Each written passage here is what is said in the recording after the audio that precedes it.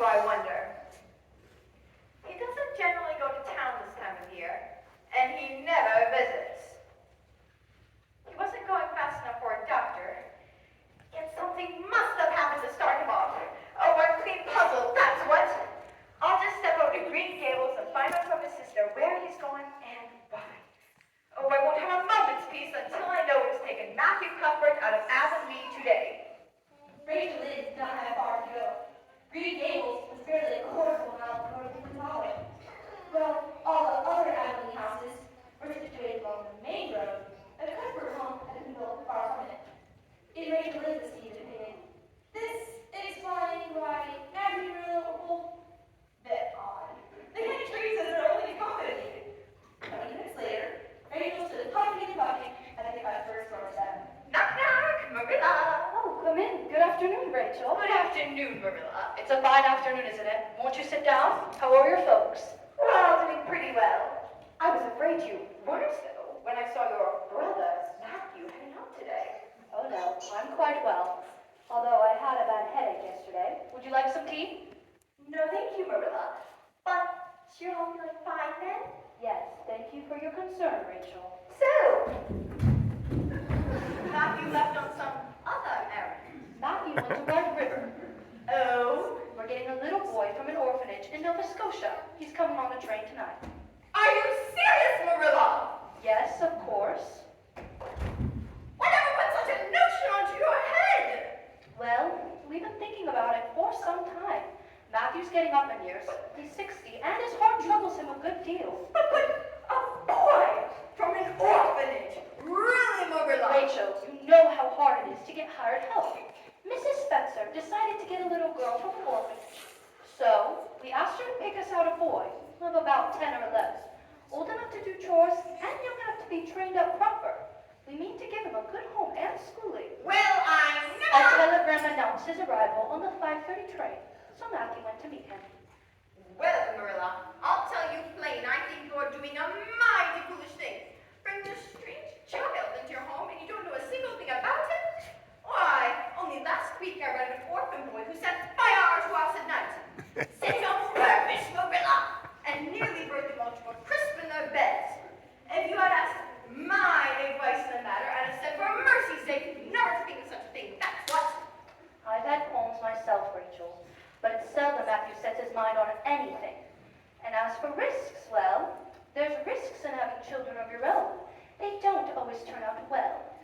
Well, Marilla, don't say I didn't warn you. If he burns Green Gables down or poisons the well, why, I have a case where an orphan did just that. The whole family died in fearful agonies. Only, it was a girl in that instance. Well, we're not getting a girl. I'd never dream of getting a girl. Well, I hope it'll all turn out all right in the end. It must be all. Good day to you, Marilla. Good day, Rachel. Rachel Lynn would have stayed instead of the orphan, but 2 hours is a long wait. Instead, she headed up the road to tell the neighbors. Her news made a sensation indeed. And Mrs. Rachel Lynn dearly loved to make a sensation.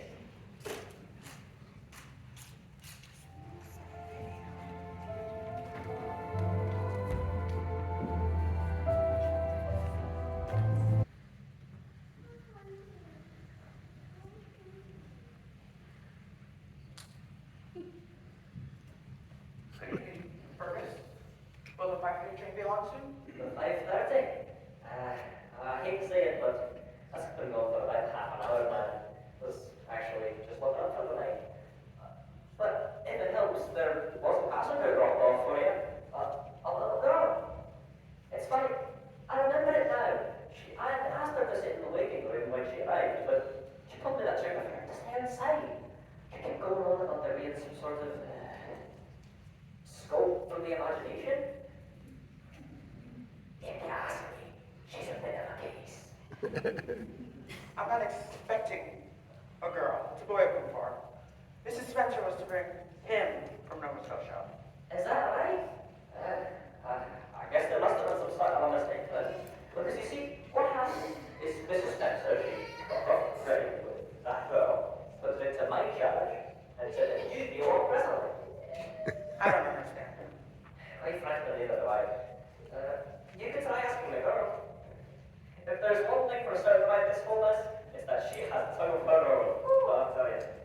Well, I've got to be off. He'll be figuring it all out. I suppose you are Mr. Matthew Cuthbert of Green Gables? I'm very glad to see you. I was afraid you weren't coming for me, imagining all the things that might have happened to prevent you. I'm sorry I was late. I'll take the bags. Oh, I can carry it. I've got all my worldly goods in it. Oh, I'm so very glad you could come. It seems so wonderful that I'm going to live with you and belong to you. I've never belonged to anyone. Not really. The orphanage was the worst. There's so little scope for the imagination in an orphanage. Oh, Mr. Cuthbert! Isn't it beautiful? What does it remind you of? You mean that cherry tree? Yes, with the blues, white and lacy. Well now, I don't know. Why, the bride, of course. All in white with a lovely misty veil. I've never seen one. I can imagine what she would look like. I don't expect to ever be a bride. Too homely. And too old. Someday I shall have a beautiful dress. That is my highest ideal of ridiculous.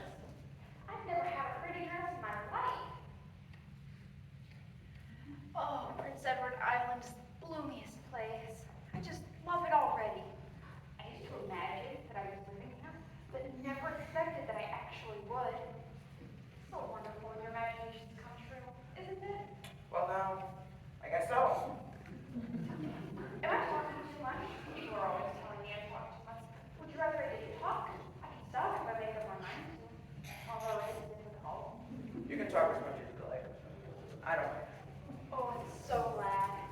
I know you and I will get along just fine. Just now, I feel nearly perfectly happy. I can't feel exactly perfectly happy because, well, what color would you call this? It's red, ain't it? Yes, it's red. Now you see why I can't be perfectly happy? I can imagine weighing my freckles, green eyes, and skinness, but I cannot imagine my red hair away. It'll be my lifetime sorrow. Have you ever imagined what it must be like to be divinely beautiful? No. I haven't. Which would you choose if you were given the choice? Divinely beautiful, dazzlingly clever, or angelically good? Well now, I don't know. Neither do I. I can never decide. One thing's for certain, I'll never be angelically good. Well now, we ought to be going. We're a little late. Oh, it seems as if I'm in a dream. I pinched myself so many times today to see if this was real, but it is real, and I'm very nearly home.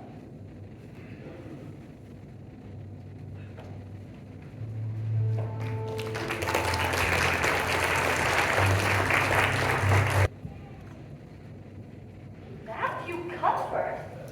Who's that? Where's the boy? There was any boy. There was only her. No, boy, but there must have been a boy. We sent word for Mrs. Spencer to bring a boy. Well, she didn't. She brought her. This is a pretty piece of business. You don't want me? You don't want me because I'm not a boy? I might have expected it. Nobody ever did want me. Well, there's no need to cry so about it. You would cry too if you came to a place you thought was going to be your home, then found out they didn't want you because you're not a boy. Oh, this is the most tragical thing that has ever happened to me. Well, don't cry anymore. You'll have to stay here while we investigate this matter. What's your name? Will you please call me Cordelia? Call you Cordelia? Is that your name? No, not exactly. But Cordelia is such a perfectly elegant name. I don't know what on earth you mean, child. If Cordelia isn't your name, what is? Anne Shirley. Oh, but please do call me Cordelia. Anne is such an unromantic name. Unromantic? Fiddlesticks. Anne is a good, plain, sensible name. I've always imagined my name was Cordelia. But if you must call me Anne, please call me Anne spelled with an E. What difference does it make how it's spelled? Oh, it makes all the difference. A-N-N-E is so distinguished.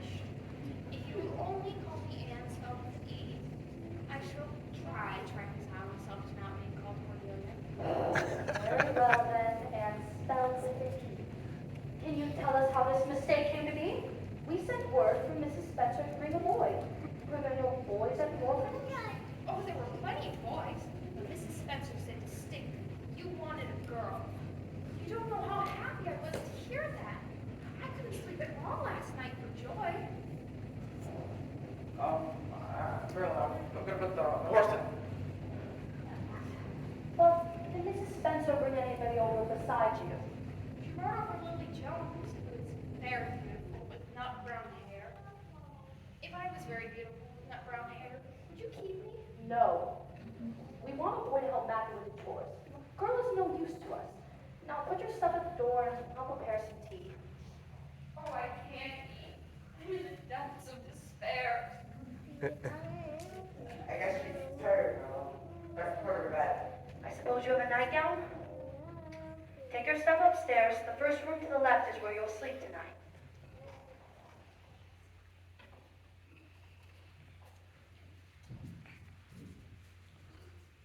Well, this is a fine kettle of fish.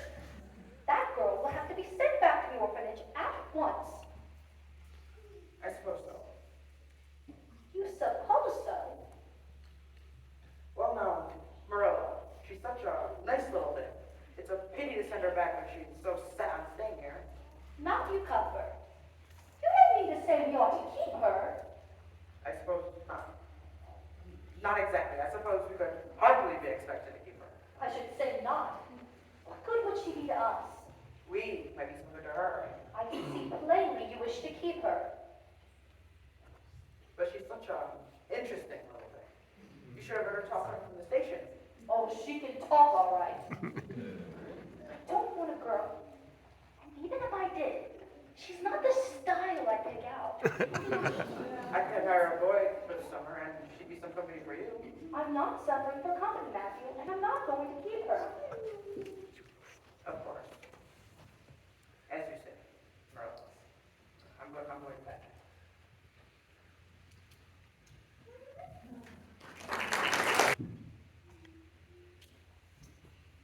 The next morning, Anne awoke to cherry sunshine pouring into the bedroom window. To her great delight, a great cherry tree stood in full bloom just outside her window, close enough to touch. For a moment, she felt some thrilled delight as she took in the beauty of Green Gables. Then came the horrible remembrance. The Cuthberts didn't want her. I've invited Mrs. Spencer over this morning. I expect she'll make arrangements to send Anne back to Nova Scotia at once. Jerry was here this morning. I told him I'd hire him for the summer. You finished with the breakfast dishes, have you? Yes, Miss Cuthbert. And did you say your prayers last night before bed, Anne? No? Do you know who God is, Anne? God is a spirit, infinite, eternal, unchangeable. Well, I'm glad to see you know something of God. But I don't like him very much. How can you say that, Anne? Mrs. Thomas said that God made my hair red on purpose, and I've never cared for him since. You beat all, child. Why don't you go outside and amuse yourself until Mrs. Spencer arrives? Oh, thank you, Miss Cuthbert. Someone needs to take that child under their wing and raise her good and proper. What is it now? Oh, I don't dare go outside. There's no use in getting acquainted with Green Gables when I'm being torn from it. It'll just make the leaving harder. Fine. Well, why don't you tell me about yourself? And none of your imaginings. Just stick to plain facts. There's not much to tell, but the imagine is so much more interesting. Facts only. I was 11 last March. My parents were both high school teachers in Boiling Brook, Nova Scotia. They died of fever when I was 3 months old. And who took care of you after that? Mrs. Thomas, our cleaning lady. I had no living relatives, and nobody wanted me, even then.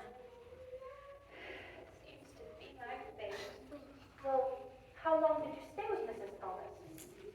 Until her husband got killed by a train. Then his mother took them in. And how long did you stay with them? His mother didn't want me, so Mrs. Hammond took me and took care of her 8 children. Well, how did you end up at the orphanage? Well, when her husband was killed, they sent me there. I was there for 4 months before Mrs. Spencer came. I see. And were these women, Mrs. Thomas and Mrs. Helmy, good to you? Or they meant to be? But it's very difficult having a drunken husband. Twins 3 times in a row is very trying. But I'm sure they meant to be good to me. Some bread and preserves, Anne? Oh, that'll be Mrs. Spencer. Good morning. Morning, Miss Cuthbert. And Mrs. Peter Blood? Yes, we've met. How are you, Anne? I suppose can be expected. Thank you. Please have a seat. Well, Miss Cuthbert, we're dreadful sorry for the state of me. We distinctly got the message that you wanted a girl. I suppose the orphanage will take the child back? That won't be necessary. Mrs. Blewett is coming this morning because she has a large family and finds it hard to get help. Anne would be the very girl for her. Come here, girls, so I can get a better look at you. How old are you? What's your full name? Anne Shirley, I'm 11 years old. Well, there's not much to you. But you're wiry, and the wiry ones are the best workers. Now, if I take you, you'll have to be a good girl, smart and respectful. And I'll expect you to earn your keep, no doubt about that. I'll take off your hands, Miss Cuthbert. The baby's awfully fussy, and I'm worn out. With him and the other children. Well, now, I don't know. I didn't say we had absolutely decided not to keep her. I just wanted to see how the mistake had occurred. Once we've decided, we'll let you know. Will that suit you, Mrs. Blewett? I suppose it'll have to. Shall we go? I would have loved to stay interested in affairs of service, Miss Cuthbert. Perhaps another time? Another time. Good day. Good day to you, Anne. Good day, Mrs. Spencer. Oh, Miss Cuthbert, did you really say you might keep me? Nothing's been decided. Mrs. Blewett certainly needs you a lot more than I do. Oh, I'd rather go back to the orphanage and live with her. Why, she looks exactly like a weasel. You shouldn't say such things about people, Anne. Now, hold your tongue and behave yourself. I want you to go upstairs and make the bed you slept in last night. Oh, well, I'll do anything as long as you say you might keep me.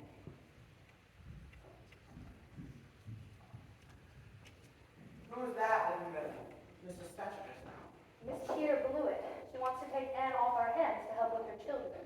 I wouldn't give a dog I like to that Blewett woman. I don't fancy your style either, but it's either that or keeping Anne for ourselves. And since you're so set on it, I suppose I'm willing. Well, now, Marilla, I've never raised a child, but I'll do my best. Heaven knows she needs someone to raise her up proper. well, I reckon you'd see in that like Marilla. She's such an interesting woman. Well, now, you're not to go interfering with my methods. You'll leave me to manage her. You can have your way, Marilla. Only be as good and kind to her as you possibly can without spoiling her.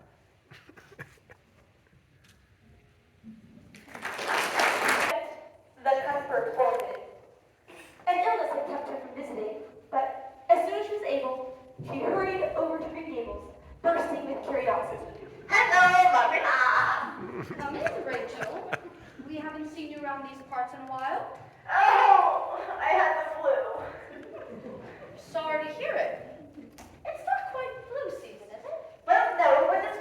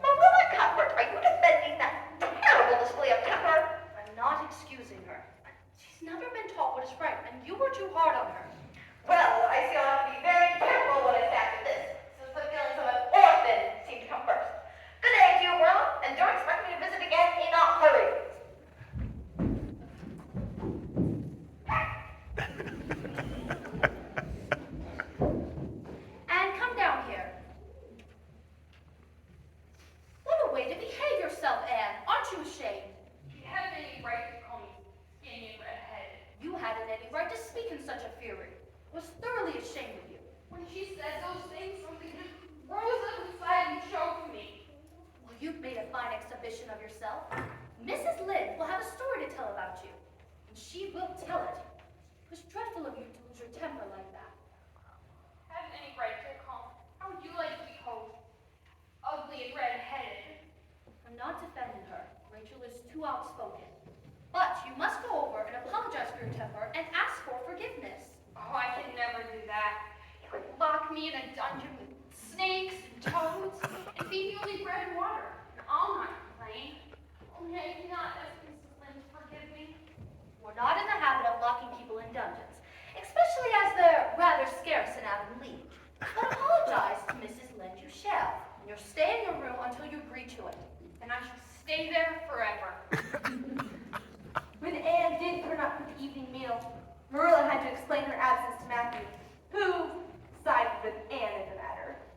So when Marilla left to bring the cows in from the pasture, Matthew decided to speak to Anne. Anne, can you come down here for a minute? How are you doing, Anne?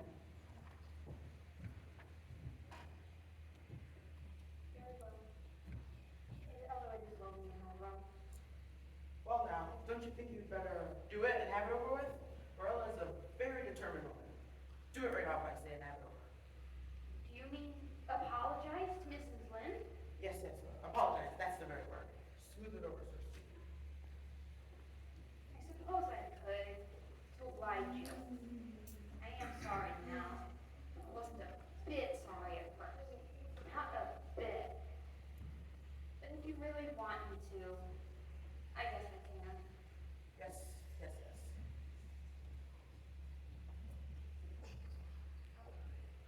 Guess I'll go ahead and tell Marilla I repented. No, that's good, girl. But don't tell Marilla I said anything. I promise not to. Oh no, wild horses wouldn't drag the secret from me. How would wild horses drag the secret from a person anyhow?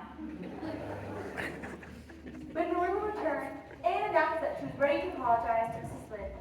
So, after dinner, Marilla took Anne directly to Mrs. Lynde's.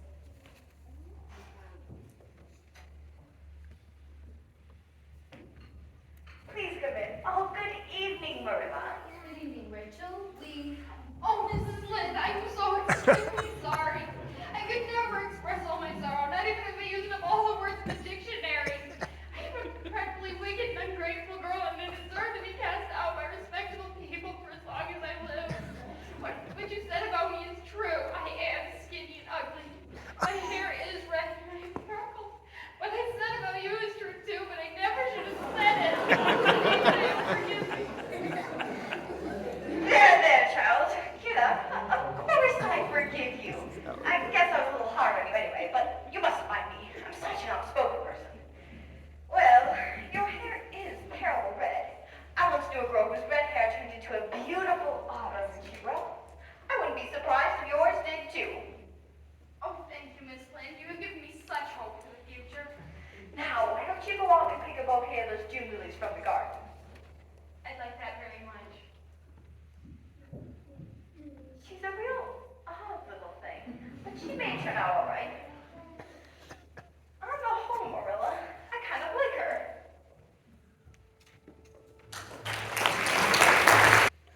I think I'll call this next chapter A Solemn Vow and Promise, in which Anne meets her very first friend. The first real one, that is. One to replace all the ones that existed only in Anne's imagination. Well now, how do you like them? I'll imagine I like them. I don't want you to imagine you like them. What's wrong with them? They're neat and new. They're not pretty. Pretty? Heavens, child, these dresses are serviceable and sensible. After the worn, faded things you've been wearing, I should think you'd be grateful. Oh, I am grateful. But I'd be ever so much gratefler if you just made one of them with puff sleeves. It would give me such a thrill, Marilla. Well, you'll have to do without your thread. Don't have fabric to waste on puff sleeves. Now listen, I need to go over and borrow a pattern from Mrs. Barry. You may come along and meet her daughter, Diana. Oh, Marilla, I'm frightened. What is it now, Anne? What if Diana doesn't like me?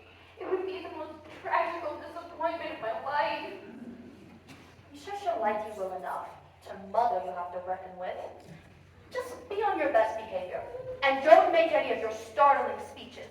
Now come along. Trembling with both excitement and fear, Anne accompanied Marilla to Barry's home. While Marilla discussed her patterns with Miss Barry, Anne wandered into the garden. Hello. Hello. I'm Anne. I'm going with the Cuthberts. I know. I've heard of you. In fact, I think everyone in Avonlea has heard of you. Thanks to Rachel Lynn. I'm Diana Barry. Diana, do you think you could like me a little? Enough to be my bosom friend? Why, I guess so. I'm awfully glad you came to live at Green Gables. There are no girls nearby to do it, and my sisters are too young. Oh, I'm so glad. I mean, we must swear to be best friends forever. Why? It's dreadfully wicked to swear. Oh, no, not that kind of swearing. There are two kinds, you know? There are. Yeah, the other one just means to make a promise. Well, I don't mind doing that. How does it work? We must join hands. It obviously over running water, but I'll have to mention it. I'll start. I solemnly swear to be faithful to my bosom friend, Diana Barry, as long as the sun and the moon shall endure. Now you say it, put mine in. All right.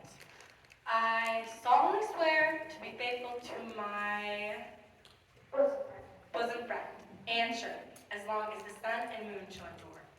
You are different, Anne, but I believe I'm going to like you real well.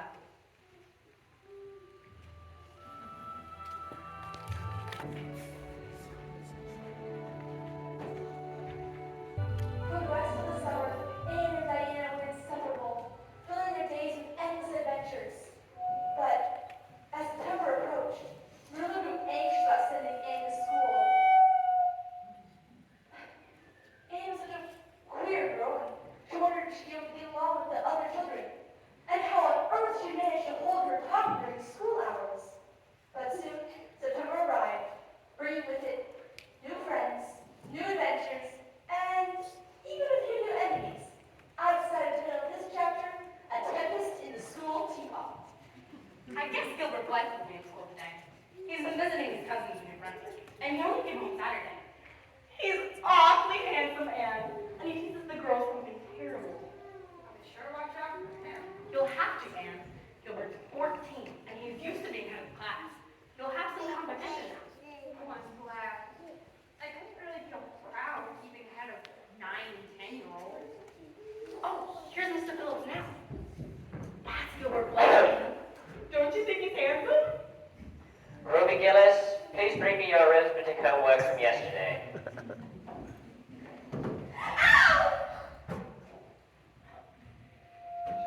Blythe is handsome. He's very bold. You see what he just did to poor Ruby? Miss Shirley and Miss Barry, do you plan to join us or simply gawk at us from the back of the room? Be seated at once.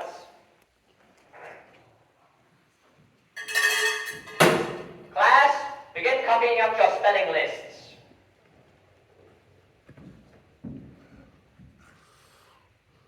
Hey, Carrots. How dare you? You mean, hateful boy! Miss Shirley, what is the meaning of this? Mr. Phillips is my fault. I teached her. Why, I am sorry to see a pupil of mine display such a temper. And sit in front of the board.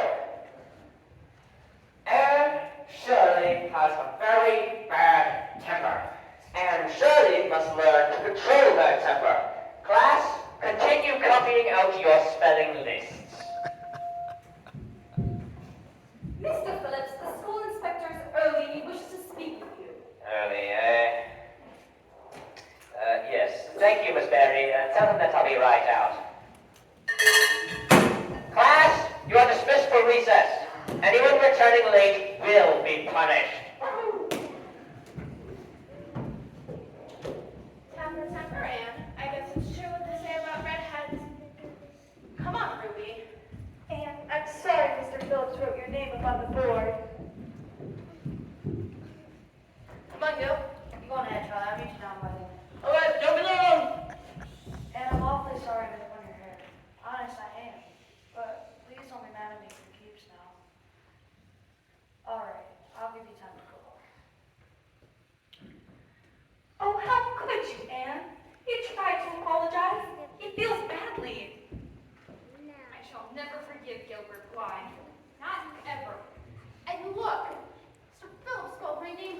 me.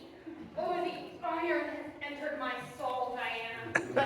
And Gilbert makes fun of all the girls. He laughs at my black hair and calls me Crow. He's never apologized for it either. It isn't the same, Diana. Gilbert Blythe has hurt my feelings excruciatingly. Come on, Anne. Let's go and join the others for recess, and you can forget all about it. Poor Anne. She didn't fare any better that afternoon. In fact, things only got worse. It's Anne Shirley safe in trouble. She'll be in fever by this afternoon. Josie, why do you say that? She's way out in Spruce Groves, daydreaming and picking flowers. She'll be late for sure. And you heard what Mr. Phillips said. Where's Anne? I thought she was right behind us. I thought she was too.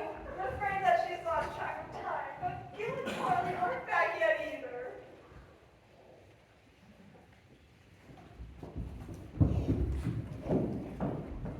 Oh, Diana, it was so romantic in the groves. Miss Shirley, it appears to me that you desire to make a spectacle of yourself, and a tardy spectacle at that. Take those flowers out of your hair and trade places with Charlie Sloane. You'll be sitting next to Gilbert Blythe for the remainder of the day. Did you not hear what I said, Anne? You really mean it, sir? I assure you that I do. Obey me at once. Class, take out your history books and read chapter 7. See her face? It was over in a blotchy. Oh, it's not fair. Charlie really too. The afternoon hours dragged on sluggishly, and by the end of the school day, Anne had made an important decision. Class, you are dismissed. Be sure to complete your history readings by tomorrow. Come on, Gil, we'll beat you not to lane. Think me, Charlie? That'll be the day. Broken slate, enter slate. Trouble seems to be in sight. Leave her be, Josie. Are you coming, Diana? And you go on ahead, Jane. I'll wait with him. I will be expecting much better behavior from you from now on, Miss Shirley. Good day, Diana.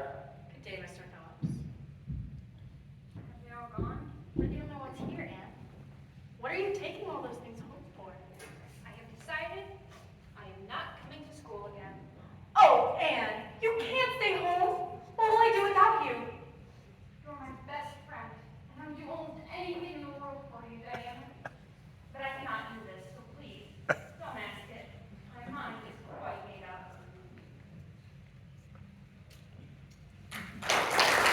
And stay at home she did.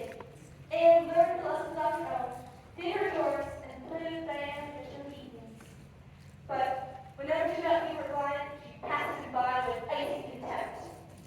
In spite of his many efforts to appease her, Diana's efforts as peacemaker, Anne had made it her mind to. Oh, I'll hate that Gilbert Blythe for as long as I live. Excuse me, are you the author of this story? Why, yes, I am. Why did you have to give me red hair? It truly is the root of all my problems. Red hair is a character, man. And speaking of character, you belong back in your shoulder. Alas, Anne's natural for finding trouble, and her next set of woes had nothing to do with her red hair. After inviting Diana over for tea at Gables, Anne accidentally got her running drunk, mistaking Marilla's current wine for raspberry cordial. The result? Well, think for yourselves. Oh, Miss Mary, please, wait. What do you want? Please forgive me. I didn't mean to intoxicate Diana. Imagine you were a poor orphan with only one friend in the entire world. Would you intoxicate her on purpose? Please let Diana play with me. If you don't, my life will be covered in a dark cloud of woe. Dark cloud of woe, indeed. I don't think you're a fit little girl for my Diana to associate with. Now, go home. At least let me see Diana once more. Say farewell. No, Diana has gone to Carmody with her father. Oh, my life is a perfect graveyard buried hope. The next day, Anne surprised Marilla by announcing she was returning to school. It was all she had left, she said, now that her best friend had been torn from her. On the school playground the next day, Dear Anne, Mother says I'm not to play with you or talk to you, even in school. It isn't my fault, so please, don't be cross with me. I miss you awfully, and I don't like sitting with that horrid nose tie. I made you a new bookmark or red tissue paper. They're very fashionable, and only 3 girls know how to make them. When you look at it, remember your true friend, Diana Barry. My dear Diana, of course I am not cross with you because you must obey your mother. Our spirits can command. Our spirits can command. I shall keep your lovely present forever. Ruby Gillis is a very nice girl to sit with, but she has no imagination. Yours, until death do us part, Anne or Cordelia, sure. Anne threw herself into her studies, determined not to be outdone by any reply. Emerald Goodwood was good-natured and such academic rivalry. The same could not be said of Anne. Silver replied, the bitter sting of defeat. In January of that year, Providence intervened. Anne was given the opportunity to redeem herself in Mrs. Barry's eyes, when she saved the life of Minnie A, Diana's younger sister. Well, Mrs. Derry, that little red-headed girl over at the conference is as smart as they make them. She saved your baby's life. To tell you the honest truth, would have been far too late by the time I had gotten here. I know it, Dr. Blair. You know, for a child her age, she has an unusual skill and the presence of mind. We are all very, very fortunate that she was here. I'm eternally grateful to Anne Shirley. If I had known that Minnie May was so ill, I never would have gone to town. You know, she's the funniest thing. In all of my years as a doctor, I've never seen anything like her. When she was explaining the case to me, she'd known exactly what to do. Well, there is clearly no need for me here, and I have other patients to attend to. Part of you, Mary. Good day, Dr. Blair. It seems I have made a very big mistake.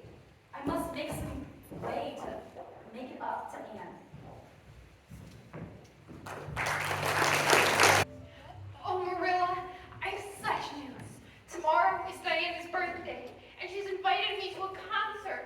And then I'm to stay the night at her house. Oh, I'm so excited. Just tremble thinking about it. Well, you can calm down because you're not going. But Marilla, Concerts are nonsense. You're better off in your own bed.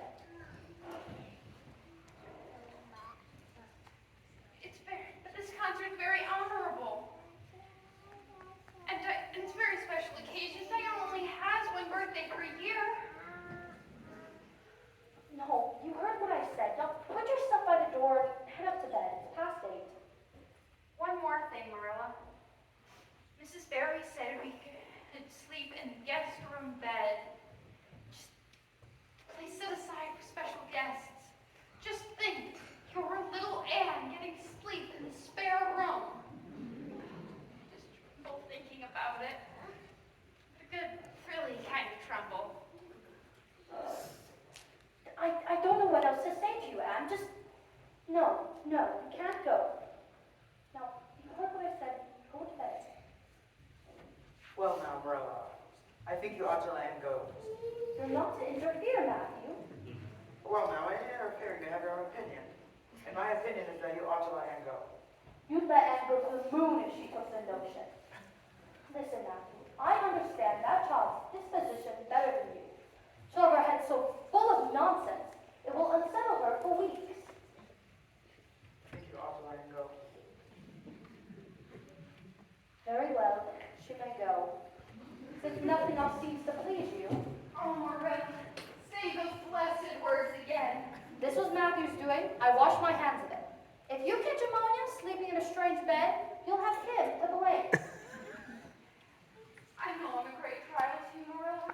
But Matthew's a kindred spirit. He knew exactly how I felt about going. It's so nice to be understood once in a while. Yes, well, I understand you're supposed to be in bed. Now go. Good night, Ben. Good night, Marilla. I shall have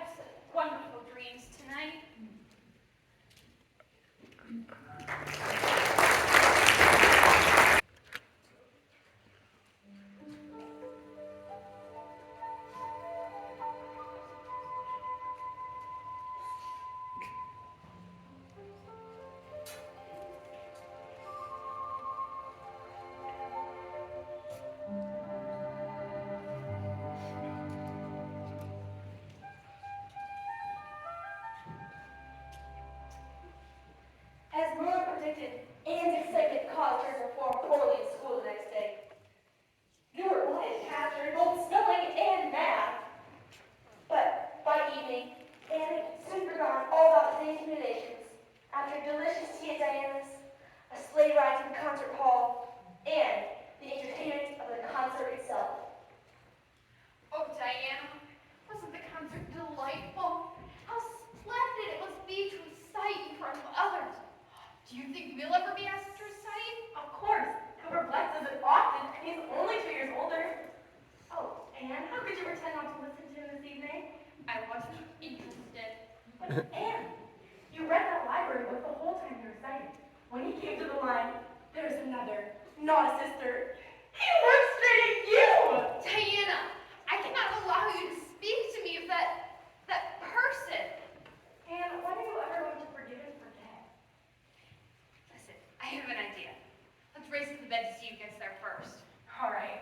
1, 2, 3, go!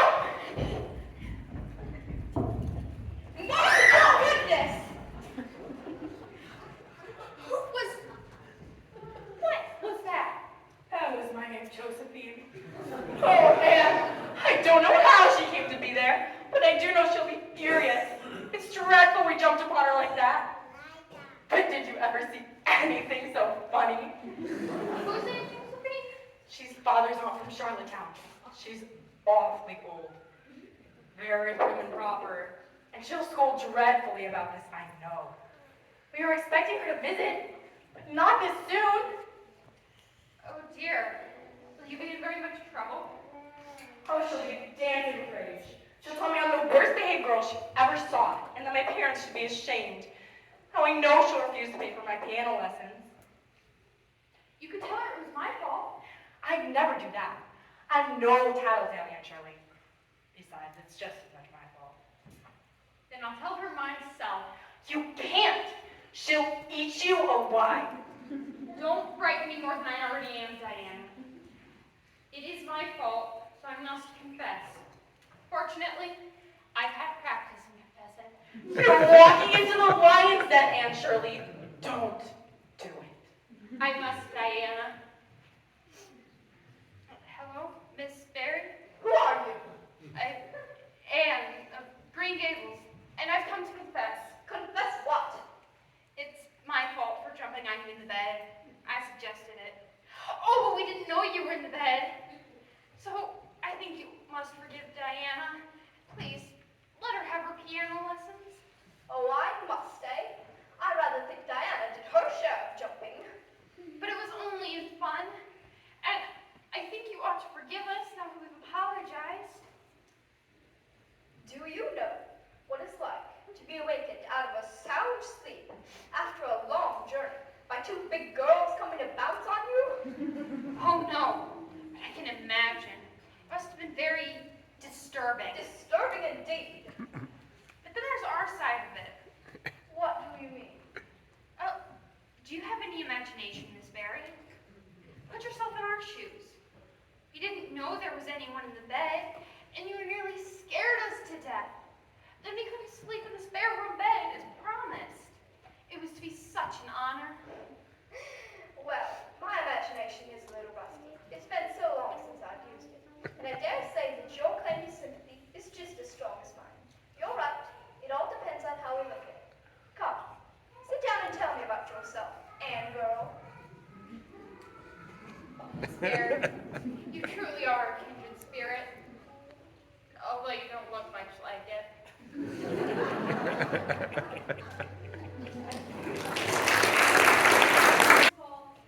A new teacher arrived in Avonlea. Miss Stacy quickly won over her students' hearts with her innovative teaching style. That winter, she organized a school concert, and her students were soon caught up in the exciting preparations. As for Anne, she found herself, yet again, trying to convince Marilla of the merits of attending concerts. Oh, but Marilla, Christmas concert is a worthy cause. It will help pay for the school flag. Nonsense. It just takes time away from your lessons. But a flag will cultivate a spirit of patriotism, Marilla. Well, she has a point there, Marilla. Having fun is more likely the motivation than patriotism. The Christmas concert will be wonderful. You'll see. Diana's going to sing a solo, and I'm in 2 dialogues.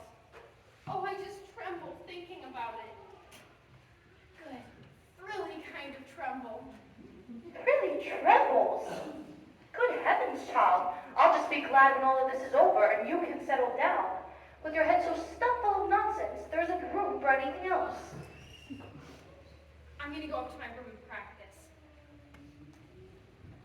Oh, and if you hear me groaning, don't be alarmed. Or heart-renderingly, or my dialogue. Very hard to get a good artistic role, Marilla. Well,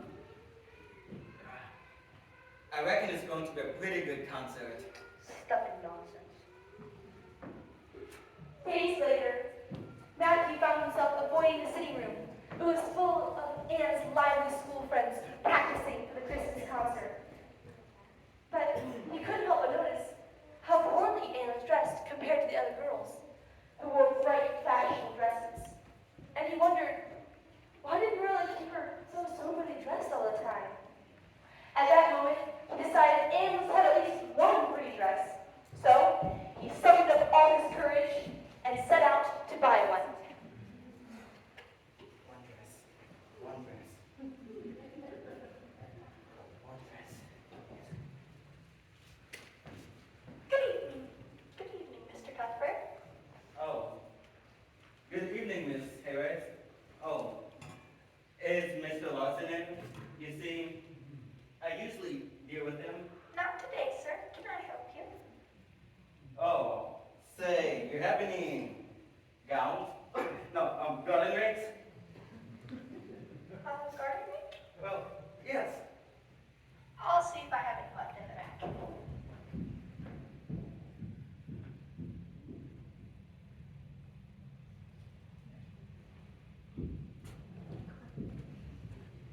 I found one. Here you are. Would there be anything else? No, thank you. Oh.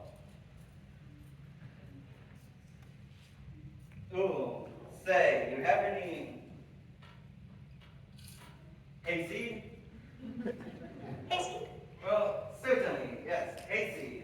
We only keep hayseed in the spring, Mr. Cuthbert. We've none on hand just now, being the middle of winter. Yes, certainly, we did. How much, is, do you have, oh, sugar, can I have some sugar? White or brown? Brown, I guess. How much? Oh, 20 dresses. Oh, ounces, oh, pounds. Pounds, yeah. Very well. Will there be anything else for you? No, no. I'll be right with you. Good evening, Matthew. Planning on doing some gardening? No, just, stacking up for the spring. Oh, Rachel. Would you mind picking out a dress that I can give to Anne for Christmas? To be sure I will! Have you anything particular in mind? No? Well, I'll just go by my own judgment then. I saw some real pretty fabric over at William Blair's store. I suppose like we'd make it up for you too? That way it'll stay a surprise for Anne. I'm happy to do it. I like sewing. I'm much obliged, thank you. Oh, I like the sleeves, the new way they're wearing them. Puff sleeves?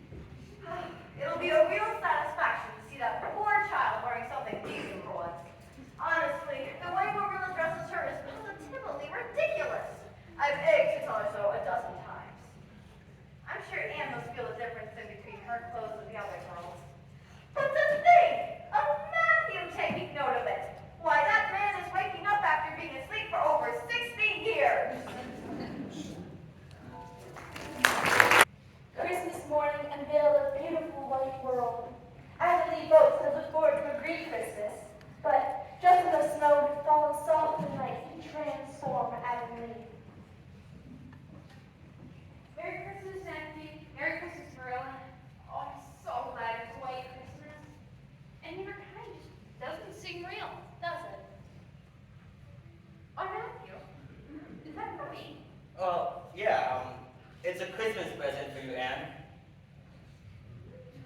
Oh, Matthew! Well, don't you like it, Anne? Like it? Oh, Matthew. Matthew, it's simply exquisite. This button is clean. Sleeves. Well, now let's have tea. I don't think you needed that dress, Anne, but since Matthew got it for you, so you take good care of it.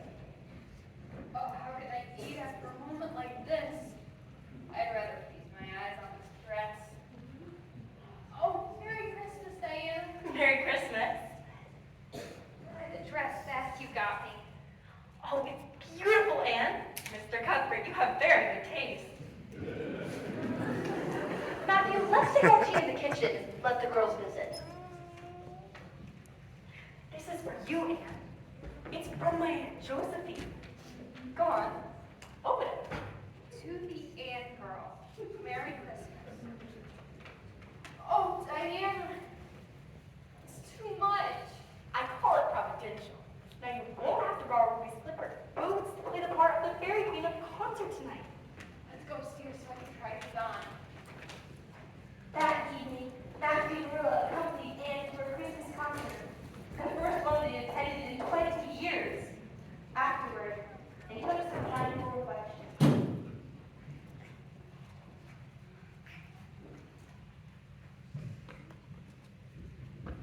Well, I say our Anne did as well as any of them at that Christmas concert. She did. And she looked real nice, too.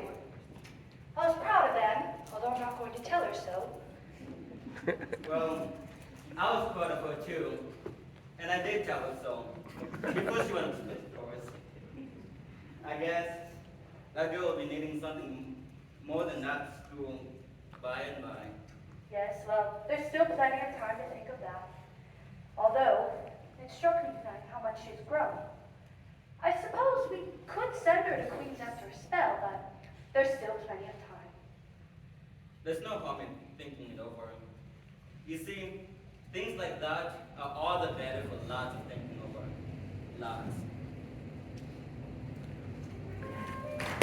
Spring was a lull in Anne's usual bout of trouble. So, by late April, Marilla began thinking that things had been a little too quiet. Anne? Anne, where are you? Heavens, Anne, I've been looking everywhere for you. Have you been asleep? No, Are you sick? no. Whatever's the matter, tell me this instant. Look at my hair. Anne Shirley, what have you done to your hair? Why, it's green. I thought nothing could be as bad as red hair, but green hair is 10 times worse. Tell me how this happened. I didn't mean to dye it black. Green said it would dye it black. Who are you speaking of? The peddler who came to the house this morning. Well, I hope your eyes have been open to where Vanity has led you. Well, pretty well forgotten my own mistake, but he'll never live this one down. Well, there's nothing to do but cut it off. If it won't wash out, there's no other way. Come along, I'll get the scissors. Oh, I truly am the luckiest girl in our whole Avonlea.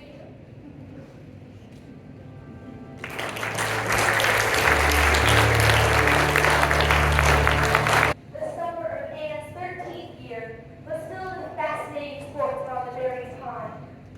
One particular afternoon, Anne and her friends decided to recreate a scene from Tennyson's poem, The Lady of Shalott. And this literary boat presented itself as a prop in Anne's dramatic plan. Of course you must be the fair lily maid, Anne. I never have the courage to float down there. Nor I. I don't mind sitting in the boat to lie flat and pretend that I'm dead. Oh, I just can't. I die of fright. Of course it'd be romantic, but I know I'd never be able to keep still. I'd ruin the effect by popping up every so often to see where I'm going. But a red-haired person cannot be the lily maid. Ruby ought to be a lamb. You know, Anne, your hair is so much darker since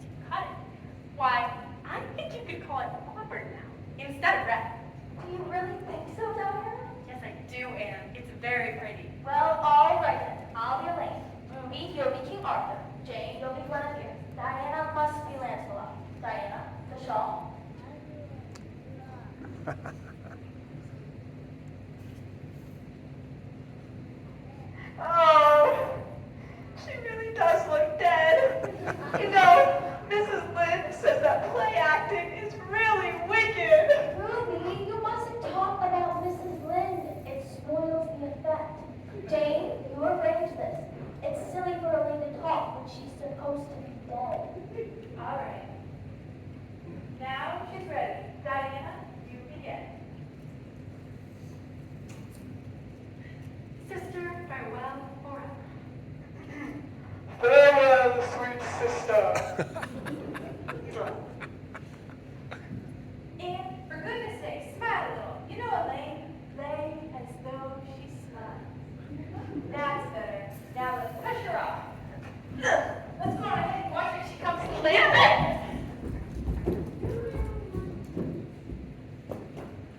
Oh, I'm sinking! Where are my oars? Left on the shore, of course. Oh, dear God! Please send my boat close to that pile and I'll do the rest. It isn't the most flowery prayer, but it's the best I can do under the circumstances. Oh, thank you, God! I've run aground. This isn't the most romantic of situations at all, is it? I've nearly escaped a watery grave. But now I'm stuck! Any sign of our Lily Mae? No, She should be here by now. Shouldn't she? Oh no! Where is she? Where's your father's fault, Diana? What have been saying to the father?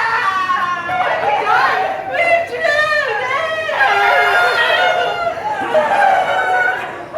where are those girls? Why haven't they come for me? Oh, I don't think I can manage much longer. Please send help. Oh no, couldn't you have just sent somebody else? How did you get there? What happened, Anne? I was fishing for lake trout. We were playing Elaine, fair Lily Maid, and I had to jerk down the Camelot. Only my boat began to leak. Will you kindly help me to the landing? Of course, Anne.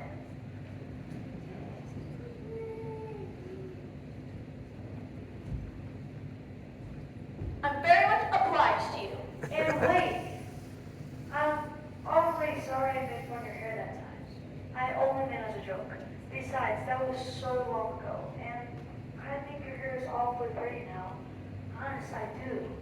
Can we put it behind us to be friends, please? No, I shall never be friends with you, Gilbert Blythe. All right then. I shall never ask to be friends with you again, Aunt Shirley. And I don't care either. Neither do I.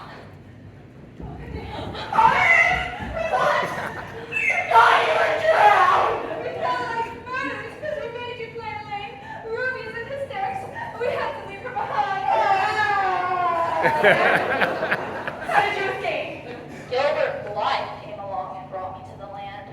Why, that's so romantic, here. Of course you'll speak to him after this. Of course I won't. Don't even breathe the word romantic. I'm sorry I frightened you. It's all my fault. Everything I do gets me or my dearest friends into a scrape, and how I've gone and lost your father's boat, Diana. I'm so sorry. It's okay, Anne. Let's go fetch Ruby. She'll be so relieved to see you alive.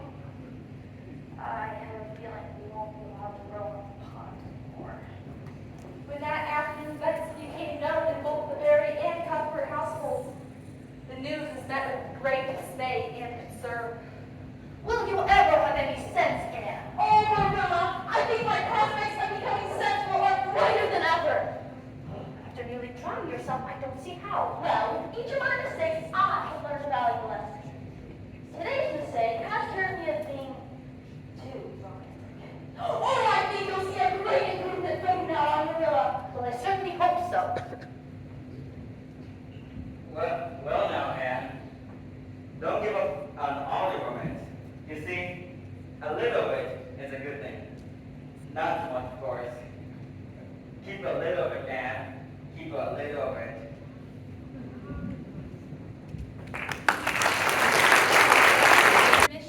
As Anne grew older, life grew calmer around her Gables. When Marilla realized that Anne had become a young woman, it seemed to her to have happened overnight. Soon, Anne had finished at Emily, and was awaiting the results of her entrance exam to Queen's. We missed you at the team meeting on Thursday, Marilla. Yes, well, Matthew had a bad spell with his heart Thursday. I didn't feel like to please him. Is he all right? Yes, he's all right, but I'm anxious about him. He has these spells more often lately. I'm sorry to hear it. How are you? Are you still getting those headaches? Oh, my headaches come and go. My eyes are worrying. The doctor said I must wear this all the time and insists that I give up reading and sewing entirely. Otherwise, he says, I'll lose my sight. You don't say! At least he feels the glasses will cure my headache. Age doesn't always treat us kindly, does it? Hello, Mrs. Lynde. Hello, Anne dear. Any news of your Queen's entrance results? No, not yet, but soon I hope. I understand you want to become a teacher. A suitable profession for you, I think. Why, thank you, Mrs. Lynde. Oh, I think I will help Matthew with those hearts. I must say, Anne has turned out a real smart girl. She must be a great help to you, Marilla. She is. She's steady and reliable now. I thought she'd never get over her feather-brained wig, but she has. I never would have thought she'd turn out as well. Lawful hearts, I'll never forget that tantrum of hers. That night I said to Thomas, Marilla Cuthbert will rue the day she took that child in. But I was mistaken, and I'm real glad of it. You've been working too hard today, Matthew. Why don't you take it easy? It's just that I'm getting old and I keep forgetting it. If I win that boy you sent for, I'd be able to help you so much now. Well now, Anne, I would rather have you than a dozen boys. Just mind you that, rather than a dozen boys. And you've passed the very first. You and Gilbert both, you're tied. But your name is first. Oh, Anne, so proud. Well, I've always said it. I knew you could beat them all easily. You're my girl, Anne. My girl I'm proud of. Won't Miss Stacy be proud? Jane and Ruby did pretty well. They're halfway up. So did Charlie. Josie Pye scraped by with 3 marks to spare. But just wait. She'll put on airs like she was first. Oh, I'm just dazzled inside. I want to say 100 things, but I can't find the words. Oh, excuse us, please, Matthew. I want to go inside and tell Marilla and Mrs. Lynde.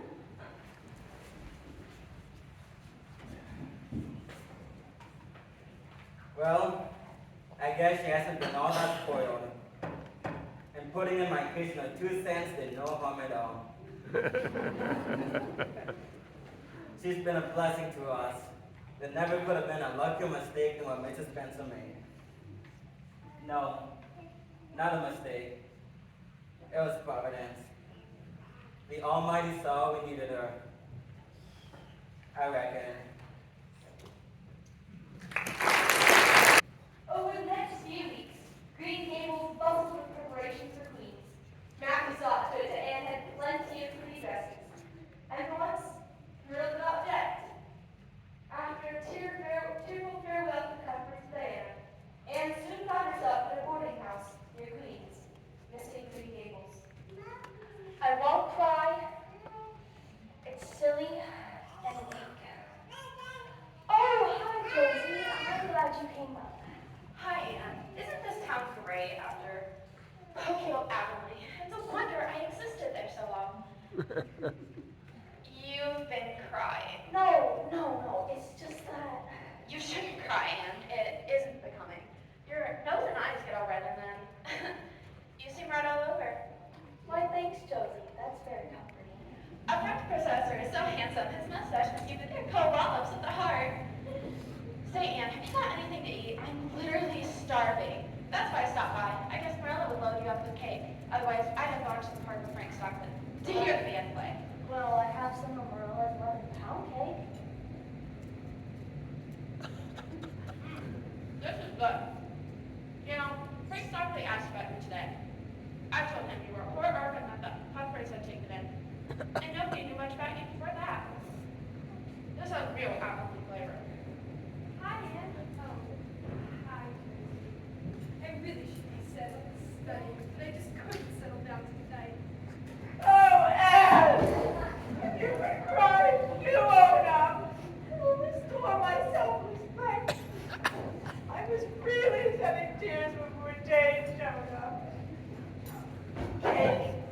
Oh, Josie, don't be selfish. Let me a piece, won't you?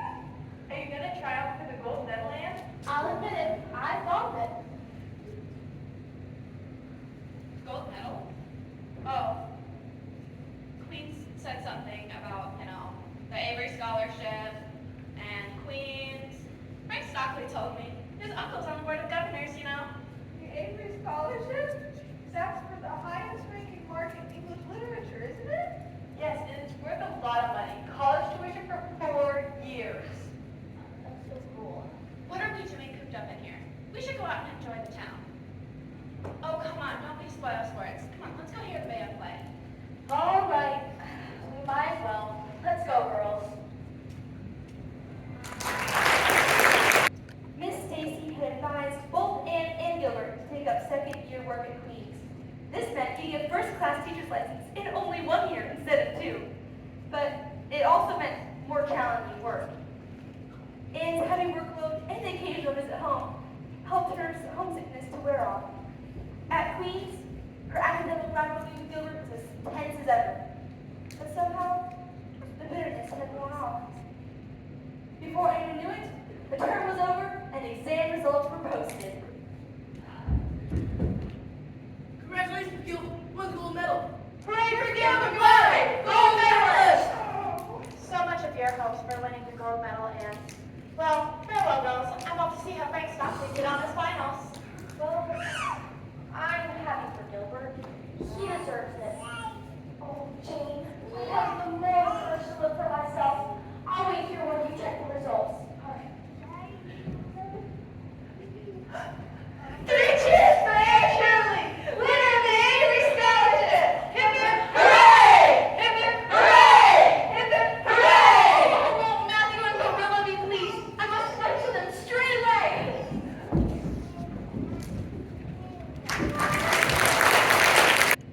Following her commencement, Anne was happy to return to Green Gables for the summer holidays. Matthew and Marilla were pleased to have her home again. Anne's absence had left an empty place in their lives, and they're happy to have her home again.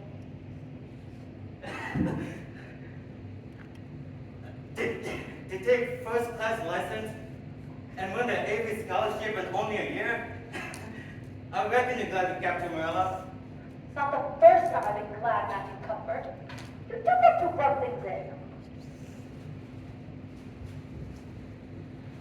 Oh, Diana!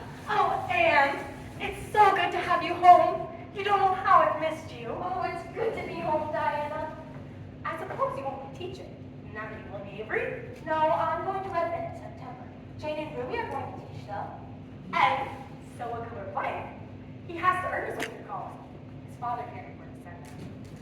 I heard that Gil has applied for the teaching position at Avonlea School. Can you imagine that? Wow. And I've come to tell you, I'm going over to Mrs. Lynde's. I've heard some worrisome news about Abbey Bank, and I want to speak with her about it. I heard it was shaky. I've heard that too. Matthew's real worried. Every penny of our savings is in that bank. But you girls have a lovely visit. Thank you, Miss Cuthbert. Is Matthew not well, Anne? I've noticed he works just as hard, even though he has a hired man to help him.